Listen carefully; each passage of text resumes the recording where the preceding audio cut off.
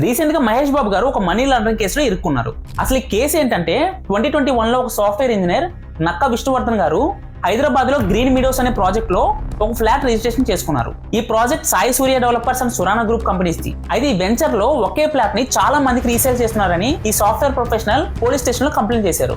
ఈ కేసుని బేస్ చేసుకుని రీసెంట్ గా ఈడీ అంటే ఎన్ఫోర్స్మెంట్ డైరెక్టరేట్ ఈ సాయి సూర్య డెవలపర్స్ అండ్ సురానా గ్రూప్ మీద prevention of money laundering act కింద కేసుని అయితే ఓపెన్ చేసింది. ఈ కేసు గురించి ఏప్రిల్ 16, 2025 హైదరాబాద్ లో జూబ్లీ హిల్స్, బోయినపల్లి, సికింద్రాబాద్ లో రైడ్స్ చేస్తే company financial records, transaction books లో షాకింగ్ డీటెయిల్స్ అయితే దొరికాయి. అందులో ఒక షాకింగ్ డీటెయిల్ ఏంటంటే మహేష్ బాబు గారికి ఈ రెండు కంపెనీస్ ఈ గ్రీన్ మీడోస్ ప్రాజెక్ట్ ని ప్రమోట్ చేసినందుకు 5.9 crore రూపీస్ పేమెంట్ చేశారంట.